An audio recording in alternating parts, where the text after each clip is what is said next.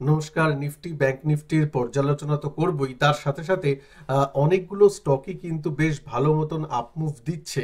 এই আপমুভটা কি সাস্টেনেবল, নাকি উঁচু দামে আমরা যদি এখন কেনাটা কি উচিত, নাকি আরেকটু নিচে এলে তারপর কেনা যাবে, সাপোর্ট লেভেলগুলো কি, বা মার্কেট নিয়ে ওভারঅল ধারণাটা কি, তা নিয়ে এই ভিডিওতে একটু আলোচনা করব। খুব সংক্ষিপ্ত ভিডিওটা হবে, একটু ধৈর্য ধরে মন দিয়ে শুনবেন। প্রথমেই দেখুন নিফটির চার্ট, ডেইলি চার্টটা আপনাদের সামনে ওপেন আছে। আমি যদি এইখানে একটু ওপেন করি, কারণ আমি একটু আপনার ডেইলি চার্টে একটু কত পার্সেন্ট একটু ডাউন হয়েছে বা কত পার্সেন্ট উপরে উঠেছে সেই ব্যাপারটাকে একটু মেজারমেন্ট করতে চাই। কেন মেজারমেন্টটা করতে চাই সেটাও এই ভিডিওতে দেখলে আপনার ক্লিয়ার হবে। যেমন এইখানে এইখানে ভোটের রেজাল্টের সময় যে লো তৈরি করেছিল, তার থেকে এখন পর্যন্ত যদি দেখেন মোটামুটি মোটামুটি 13%-এর মতো কিন্তু নিফটি রিটার্ন দিয়েছে। নিফটি 13%-এর মতো রিটার্ন দিয়েছে সেই ভোটের দিনের যে লো হয়েছিল। ভোটের দিন একটা সময় 8-9%-এর মতো নিফটি পড়ে গেছিল, তারপর থেকে টোটাল 13% সেই লো বটম থেকে কিন্তু রিটার্ন দিয়েছে। সুতরাং একটা দিকে দেখতে গেলে কিন্তু এই দিকে কনসিস্টেন্টলি সে বেড়েছে। এইবার এইবার একটু একটু কনসলিডেশন ফেজে যেতেই পারে, ঠিক আছে। তা বলে দেখুন দুটো হচ্ছে, একটা হচ্ছে মিডিয়াম টার্মে আউটলুক কি, আরেকটা হচ্ছে ডে টু ডে বেসিসে আমরা কি ট্রেড করব, মানে ডে টু ডে বেসিসে আমি নিফটিতে কি অপশানে কি ট্রেড করব, ফিউচারে কি ট্রেড করব সেটা। মিডিয়াম টার্মের আউটলুক এখনো ঠিক আছে। নিচে থেকে যাদের ধরা আছে, এইসব জায়গা থেকে অনেকে মিউচুয়াল ফান্ডে ইনভেস্ট করছেন বা নিফটির ইটিএফ কিনে রেখেছেন, ঠিক আছে, বাজার ঠিক চলছে, এখনো অসুবিধার কোনো কারণ নেই। হ্যাঁ, আমি অনেক জায়গায় শুনছি যে এই বছরে আহ, একটা বড় ক্র্যাশ হতে পারে। অনেকেই আমায় মেসেজও করছেন, দাদা এই বছরে কি ক্র্যাশ হবে, এই হবে। অনেক চ্যানেল বলা বলি করছে। তো দেখুন, ব্যাপারটা এরকমই। 2021-এও এটা শুনেছি, 2022-এও শুনেছি, 2023-এও শুনেছি, 2024-এও শুনছি। কোনো এক সময় কোনো এক বছরে তো ক্র্যাশ হবেই, তখন বলা হবে যে ওই তো বলেছিলাম ঠিক ক্র্যাশ হয়েছে। ব্যাপারটা তো তা নয়। প্রত্যেক বছরই যদি আমি বলি যে ক্র্যাশ হবে এই বছরে, কোনো এক বছরে তো মিলে যাবেই। ঠিক আছে, কিন্তু সেইটা ভেবে তো কাজ করলে আমাদের হবে না। যখন মার্কেট নিচে আসবে তখন আমাদের চোখের সামনে দিয়েই আসবে। মানে চোখের সামনেই 24,000-এর ইন্ডেক্সটা 22,000 হবে, তারপর আপনার 21,000 হবে, 20,000 হবে, আমাদের চোখের সামনেই নামবে। তখন নিশ্চয়ই অ্যানালিসিস করা যাবে, দেখা যাবে, তাই নয়? তাই জন্য মিডিয়াম টার্মে ইনভেস্টমেন্ট যেগুলো আছে সেগুলো এখনই ভেঙে বেরিয়ে যাওয়ার কোনো সময় এখনো আসেনি। চার্টে আপাতত তো সেই জিনিসগুলো আসেনি, ঠিক আছে। হ্যাঁ, এবার শর্ট টার্ম, ভেরি শর্ট টার্মে যদি বলি যে কালকে কি হবে, পরশু কি হবে, তাহলে এখন একটু মানে সাবধানতা অবলম্বন করতে হবে। কারণ ক্রমাগত 4-5 দিন ধরে উপরের দিকে গেছে, এখনো পিসিআর লেভেল টেবিল সব ঠিক আছে, ওভারবট তেমন হয়নি। কিন্তু ওই বাই অন ডিপস স্ট্র্যাটেজি রাখলে ভালো হয়। ওই উপরে ধরুন 50-60 পয়েন্ট বা 100 পয়েন্ট গ্যাপ আপে খুললো, তখন তাড়া করে দরকার নেই। একটু নিচে এলে ওই ঠান্ডা করে খাওয়া, সেটাই মানে বেশি ভালো হবে, ঠিক আছে। এটা আজকে আমার স্টুডেন্টদেরও বলেছি, আজকে লাইভ ক্লাস ছিল। লাইভ ক্লাসে আমরা নিফটির স্ট্র্যাঙ্গেল আজকে তৈরি করি। 22,000 24,200 কল অপশন সেল এবং 24,000-এর পুট অপশন সেল, সেই যে স্ট্র্যাঙ্গেল একটা সেল করা হয়েছিল, সুন্দর তাতে মুনাফা রোজগার হয়েছিল এবং সুন্দর আমরা কিন্তু দিনের শেষে বেরিয়ে গেছি তার থেকে। এই নয় যে ওভারনাইট রেখেছি। এই সময় এই ব্যাপারগুলো একটু মাথায় রাখবেন। ওভারনাইট পজিশন রাখাগুলো থেকে একটু বিরত থাকলে আমার মনে হয় ভালো হয়। কারণ গ্যাপ আপ গ্যাপ ডাউনটা হতে পারে কোনো না কোনো একটা সময়, তখন ফেসে যাওয়ার থেকে ভালো যে ইন্ট্রাডেতে পজিশন নিলাম, ইন্ট্রাডেতে যা হলো ঘরে নিয়ে গেলাম, তাই না ব্যাপারটা। এইবার এবার একটু 15 মিনিটের চার্টে আসি, আজকের ব্যাপারটা কি বা নিফটির ব্যাপারগুলো কি দাঁড়াচ্ছে সেটা নিয়ে একটু আলোচনা করে নিই। যদি দেখেন নিফটি প্রত্যেক দিনই কিন্তু মানে ধরুন খুলছে একটু নিচের দিকে খুলছে, তারপরে কিন্তু ঠিক রিকভারি করে নিয়ে যাচ্ছে। এবং চার্ট প্যাটার্নটা যদি ফলো করেন, একটু কনসলিডেট করছে, তারপর আবার উপরের দিকে, একটু কনসলিডেট করছে, তারপর আবার উপরের দিকে, এরকম চার্ট প্যাটার্নে কিন্তু বুলিশ ভাব থাকে।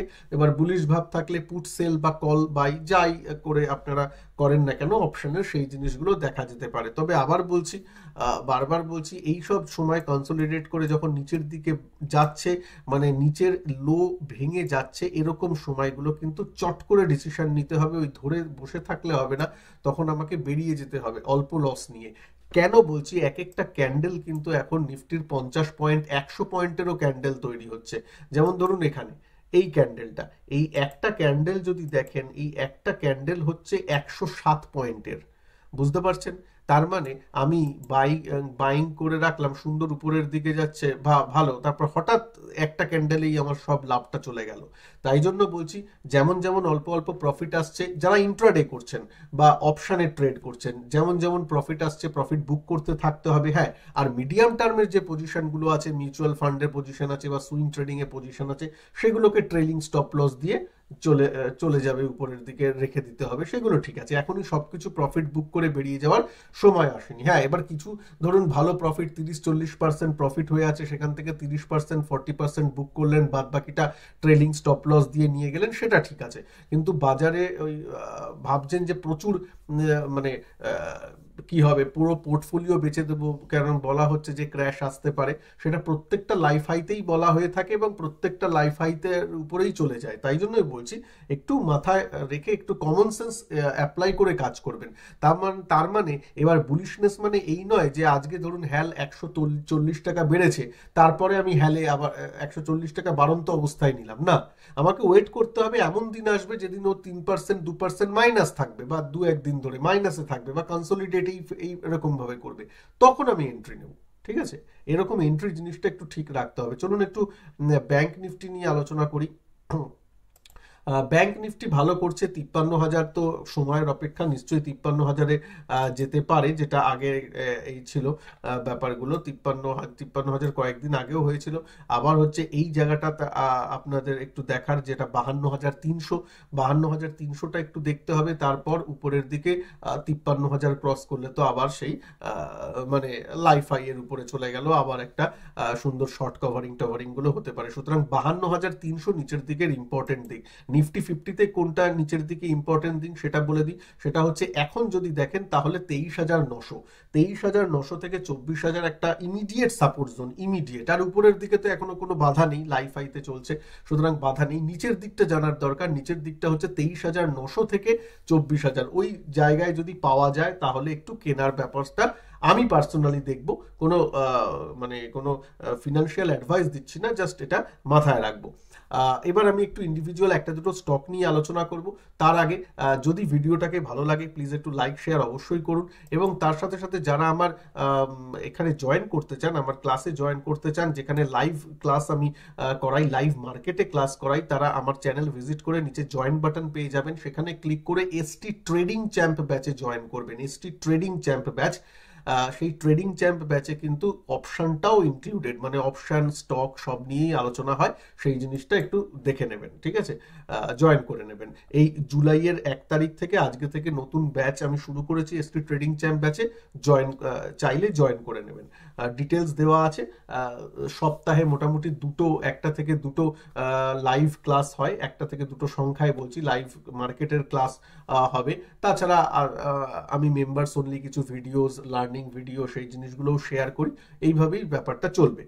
একটু ইউএস মার্কেট ওপেন করেছি, যেখানে S&P 500 দেখতেই পাচ্ছেন ডেইলি চার্টে যদি আমি দেখি তাহলে ওই গুটি গুটি পায় ও কিন্তু লাইফ হাই এর কাছাকাছি নিজেকে কনসোলিডেশন পর্যায়ে রেখেছে। সুতরাং ইউএস মার্কেটও ভালো আছে। ডাও জোন্স যদি দেখেন, ডাও জোন্সও সুন্দর আছে, ডেইলি চার্টে চলে আসি, ডাও জোন্সও কিন্তু ঠিক আছে, উপর নিচে করে কিন্তু নিজেকে ওই লাইফ হাই এর কাছাকাছি সবাই ধরে রেখেছে ইন্ডেক্সকে। এই নয় যে পড়ছে, লোয়ার লো তৈরি করছে, বাইরের থেকে কোনো খারাপ অবস্থা কিন্তু নেই। ডাও জোন্স, ন্যাসডাক সবই মোটামুটি ঠিক করছে, মাঝে মাঝে একটু ধরুন একটু কারেকশন হচ্ছে, একটু উপরে যাচ্ছে কোনোদিন, সেটা ঠিক আছে, কিন্তু কনসোলিডেশন ফেজে আছে, লাইফ হাই এর কাছে আছে। তাই জন্য বলছি নিফটিতে আপাতত বাইরের দিক থেকে তেমন কোনো রকম এখনো হাহুতাশ করার মতো ব্যাপারটা হয়নি। ঠিক আছে, এবার যদি ইন্ডিভিজুয়াল কিছু স্টক নিয়ে আলোচনা করি, কোচিন শিপইয়ার্ড, আরইসি, HAL, এই জিনিসগুলো আছেই, চলছে ভালো, চলছে। একটু টিটাগড় ওয়াগানসের দিকে একটু নজর রাখবেন। টিটাগড় ওয়াগানসটা জাস্ট আমি স্টুডেন্টদের সাথে 2 সপ্তাহ আগে শেয়ার করছিলাম, এবং আজকে এই 2 সপ্তাহে সেটা 22% রিটার্ন জেনারেট করে দিয়েছে। সুতরাং এরকম চান্সগুলো আসে, একটু নজর রাখবেন জিনিসগুলোতে। আজকে আরইসি খুব ভালো দিয়েছে, সিডিএসএল গত এক সপ্তাহ ধরে বা কয়েকদিন ধরে খুব ভালো রিটার্ন দিয়েছে, সিডিএসএল আশা করি আপনাদের পোর্টফোলিওতে আছে। এই স্টকগুলোই ঘুরে ফিরে এই স্টকগুলোই থাকবে, এই স্টকগুলোর উপর একটু নজর রাখবেন। একটু টেলিকম স্টক থেকে একটু দূরে থাকবেন, কারণ তা নিয়ে একটু ডিটেলস আমি ভিডিও বানাবো। কয়েকটা স্টকে কিন্তু প্রোমোটাররা এই যে দাম বেড়ে গেছে, যেমন ইন্ডাস টাওয়ার এরকম যে দামগুলো বেড়ে গেছে, তার সুযোগ নিয়ে কিন্তু অনেক প্রোমোটার, কোম্পানির প্রোমোটার কিন্তু শেয়ার বিক্রি করে দিচ্ছে। এটা কিন্তু একটু চিন্তার ব্যাপার। মানে আমি সেই কোম্পানিতে থাকতে একটু গররাজি হব যে যেখানে দেখবো যে দাম বেড়ে গেলে প্রোমোটার নিজের শেয়ার বিক্রি করছে, তাহলে একটু কনফিডেন্সটা একটু কমে যায়। হ্যাঁ, সেটা আমি করব না। মাঝগাঁও ডক সবই ঠিক আছে, সবই ভালো চলছে, কিন্তু একটা যে জায়গায় আমি বলবো আপনাদের একটু সাবধান বাণী বলবো, যে একটু সাবধানতার সাথে করবেন। মানে ধরুন হাতে 10 লাখ টাকা আছে, 10 লাখ টাকাই কোচিং শিপইয়ার্ড একটা স্টকে একদম হু করে পুরো উঁচু দমে লাগিয়ে দিলাম, তা নয়, সেটা করবেন না। কারণ যদি একটু আমি দেখি উইকলি চার্টগুলো যদি আনি, দেখতে পাচ্ছেন তো প্যারাবোলিক ভাবে বেড়েছে, একদম স্ট্রেট লাইনে এরকম বেড়েছে। এরকম যখন স্টক বাড়ে তারপর কিন্তু এরকম কনসলিডেশন বা এরকম কারেকশন ফেজেও কিন্তু কয়েক মাস বা কয়েক বছর ধরে থাকতে পারে। ঠিক আছে, তাই জন্য বলছি একটু সাবধানে কাজ করবেন। এই বলছি না যে এখনই বেঁচে বেরিয়ে যান, কোচিং শিপইয়ার্ড আর বাড়বে না, একদমই সেটা বলছি না। কিন্তু যখন এরকম ভাবে বাড়ে একটু সাবধান অবলম্বন করতে হয়। তার প্রকৃষ্ট উদাহরণ হলো উইপ্রো। উইপ্রোতে ঠিক এই চার্টটার সাথে দেখুন, উইপ্রোর চার্ট একদম মিলে যাবে, দেখবেন এই দেখুন, এই দেখুন, এই চার্টের সাথে মিলিয়ে দিচ্ছি। এই যে রেখাটা টেনেছিলাম দেখছেন, এই রেখাটার সাথে একদম হুবহু মিলে গেল। উইপ্রো কিন্তু এরকম বেড়েছিল। এবার দেখুন, কেউ যদি এইখানে কিনে থাকে, কেউ যদি যখন বাড়ছিল এইখানে কিনে থাকে, সে কিন্তু অনেকটা দাম পেয়েছে। কিন্তু কেউ যদি এইখানে কিনে ফেলেছে, সে তো 2 বছর ধরে তার দাম এখনো ফিরে পায়নি। ব্যাপারটা বুঝলেন? এইবার উইপ্রো কি খারাপ কোম্পানি? একদমই নয়, একদমই নয়। তাই জন্যই বলছি প্রত্যেকটা দামের একটা ব্যাপার আছে। হ্যাঁ, কোন দামে এন্ট্রি করছেন, কোথায় অল্প পরিমাণ পজিশনে এন্ট্রি করলেন, তারপর যেই বেড়ে গেল স্টপ লসটা নিজের কেনা দামে নিয়ে এলেন, তাহলে রিস্ক ফ্রি হয়ে গেল, তাহলে ব্যাপারটা আলাদা। ওইভাবে করার চেষ্টা করবেন। এই জন্য আমি বলি buy on dips, buy on dips, strict stop loss রেখে, স্টপ লস যদি হিট করে বেরিয়ে যাবো, তাই না? আমি যদি ধরুন উইপ্রোতেও কেউ যদি উঁচু দামেও নিয়ে ফেলতো এইসব জায়গায়, তারপর নিচে স্টপ লস রাখতো, এখানে 3-4% স্টপ লস রাখতো, হিট হলো, বেরিয়ে গেল, ব্যাস ঠিক আছে, তারপর কোনো অসুবিধা নেই। এতটা যে ঝক্কিত পোহাতে হতো না। সুইং ট্রেডিং এর কথা বলছি, ইনভেস্টমেন্ট এখানে বলছি না। নিচে কমেন্ট করবেন না, আরে উইপ্রো তো ভালো, 2 বছর রেখে দাও, ঠিক দাম পেয়ে যাবে। এখানে ইনভেস্টমেন্ট নিয়ে কথা হচ্ছে না, আমি শর্ট টার্ম সুইং ট্রেডিং নিয়ে কথা বলছি। তো সেই ব্যাপারটা একটু মাথায় রাখবেন, ঠিক আছে? একটু জাস্ট বললাম। হ্যাল, তারপর আপনার এই যে কোচিং শিপইয়ার্ড, এইসবের কিন্তু স্ট্রেট লাইনে যেগুলো উপরে উঠেছে প্যারাবোলিক ভাবে, সেগুলোতে একটু সাবধান হয়ে কাজ করবেন, ব্যাস। এই নয় যে আমি প্রফিট বুক করতে বলছি বা এগুলো আরো বাড়তে পারে না সেটা বলছি, একদমই নয়। ওই মানে একটু বাই অন ডিপসে করবো, স্ট্রিক্ট স্টপ লসে কাজ করব, ব্যাস। আর এবার একটা কথা বলি, সামনে আইটি রেজাল্ট আসছে। আইটি সেক্টর মানে আমার মনে হয় যতদূর সম্ভাবনা 11ই জুলাই টিসিএস এর রেজাল্ট, তারপর 12ই জুলাই হয়তো এইচসিএল এর রেজাল্ট, এইচসিএল টেক, এবং 18ই জুলাই হচ্ছে ইনফোসিসের রেজাল্ট। তো আজকে আমি স্টুডেন্ট গ্রুপেও, আজকে লাইভ ক্লাস ছিল, স্টুডেন্ট গ্রুপেও কথা বলছিলাম যে এই এই জিনিসগুলোতে দিকে কিন্তু আইটি সেক্টরের স্টকগুলোর উপর কিন্তু একটু নজর রাখা যেতে পারে। স্পেশালি তিনটে, টিসিএস, এইচসিএল টেক এবং ইনফোসিস, এই তিনটের উপর একটু নজর রাখবেন। তাছাড়া আমি বলবো যে যদি সম্ভব হয় আইটি বিজ, যেটা আইটি বিজ যেটা আইটি মিউচুয়াল ফান্ড বা ইটিএফ বলা যায়, তার উপর নজর রাখবেন, তাহলেও কিন্তু কাজটা হয়ে যায়। আমি চট করে টিসিএস এর একটু চার্টটা নিয়ে আলোচনা করে দেব। সবকটা টিসিএস, তারপর ইনফোসিস, সবার চার্টই মোটামুটি একরকম। যদি দেখেন এই উপরে গেছিল, তারপর লাইফ হাই থেকে নিচে নেমেছে, কনসলিডেট করেছে, আবার একটু উপরের দিকে যাওয়ার প্রবণতা দেখাচ্ছে। সুতরাং এমনিতে তো বুলিশনেস আছে। যদি দেখেন যে নিচে নেমেছে, তারপর এখানে এসে একটা হাইয়ার, একটা লোয়ার হাই, মানে একটা লোয়ার হাই তৈরি করলো, লোয়ার হাই বলবো না এখানে। এবার প্রবলেম হচ্ছে যে ব্যাপারটা কোথা থেকে দেখছেন। এইখান থেকে দেখলে মানে এইখান থেকে দেখলে জিনিসটা বাজে লাগছে, এইখান থেকে দেখলে মনে হচ্ছে না এই লোটা তো আগের লোয়ের থেকে উঁচুতে। ব্যাপারটা এইখানেই। তাই জন্য যদি আমি শর্ট টার্মে দেখি, যদি এই বাক্সটা টেনে দিই, তাই জন্যই এই বাক্সটা টেনে দিই, তাহলে দেখবো এই যে লোটা তৈরি হয়েছে এটা আগের এইখানে যে লো তৈরি করেছিল সেটাকে মনে হচ্ছে যেন একটু বেস তৈরি করার ব্যাপারটা তৈরি করছে, ঠিক আছে। তারপর কেননা এর এর উপরের যে হাই সেটাকে ব্রেক করেছে, তার মানে হাই আর হাই তৈরি করেছে, এখনো এই হাইটা আছে যার কাছাকাছিও আছে, তারপর এই হাইটা আছে, তাই না। কিন্তু ফরমেশন যদি বলেন, ফরমেশন একটু ভালো তৈরি হচ্ছে, এবার রেজাল্ট কত ভালো হয় তার উপর নির্ভর করবে। সুতরাং কেউ যদি এই পজিশনগুলো একটু নিতে চান, একটু এই তিনটে স্টক মানে অন্য মিড ক্যাপ নয়, এই তিনটে বড় স্টকের দিকে একটু নজর রাখা যেতে পারে, বা আইটিবিস রেজাল্টের দিনগুলোও বলে দিলাম সেই দিকে একটু নজর রাখবেন। মোটামুটি একটু বুলিশ ফরমেশন কিন্তু তৈরি হচ্ছে। ওকে, যদি পজিশন কেউ নিয়ে থাকেন স্ট্রিক্ট স্টপ লস রাখবেন, কারণ বুঝতেই পারছেন রেজাল্টের জন্য কিন্তু 10%, 20%, 10%-এর মতো ভোলাটাইল হতে পারে। সুতরাং নিজের রিস্ক মেনে কাজ করবেন, এই নয় যে 5 লাখ টাকা আছে বলে 5 লাখ টাকা একটা স্টকে লাগিয়ে দিলাম, না সেটা ট্রেডিং হলো না, তাই না। ম্যানেজ করে করবেন, একটা পজিশনে 5 থেকে 10%-এর বেশি একদমই নিজের পোর্টফোলিওর বেশি করবেন না, 2%-এর বেশি স্টপ লস রাখবেন না টোটাল পোর্টফোলিওর। এই নিয়মগুলো মেনে কিন্তু কাজ করতে হবে, সে সুইং ট্রেডিং করুন বা ইন্ট্রাডে করুন।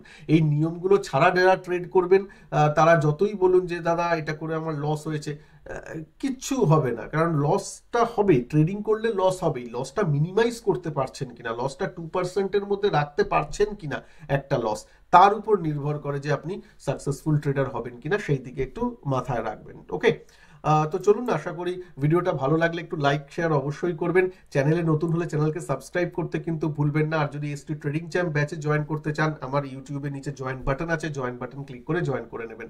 ভালো থাকবেন সবাই, নমস্কার, জয় হিন্দ, বন্দে মাতরম।